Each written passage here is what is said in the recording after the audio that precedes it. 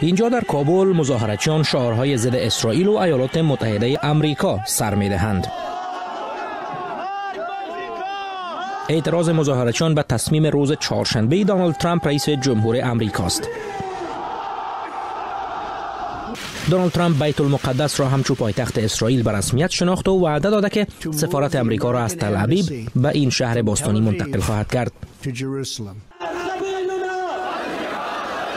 در اسلام آباد پایتخت پاکستان نیز مظاهرچیان این تصمیم را نکوهش کردند.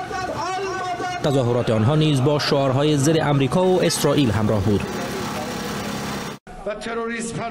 اینجا در تهران پایتخت ایران هم صدها مظاهرچی صدای اعتراض بلند کردند. با گزارش رویترز حدود 3000 تن از گروه‌های گوناگون مذهبی در داکا پایتخت بنگلادش هم اعتراض کردند. در اندونزیا و مالزیا نیز هزاران تن به جاده‌ها ریختند. اسماعیل هانیه رهبر حماس روز جمعه را روز غضب اعلام کرد. در این حال امانوئل ماکرون رئیس جمهور فرانسه خواهان آرامش شده است.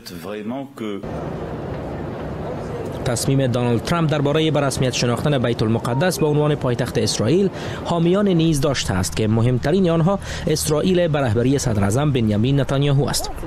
بر اساس مصوبه کنگره آمریکا در سال 1995 ایالات متحده باید در نهایت سفارتخانه خود در اسرائیل را از تل ابیب به بیت المقدس منتقل کند، اما این اقدام پیش از روی کار آمدن اداره به رهبری ترامپ به تأخیر انداخته شده بود.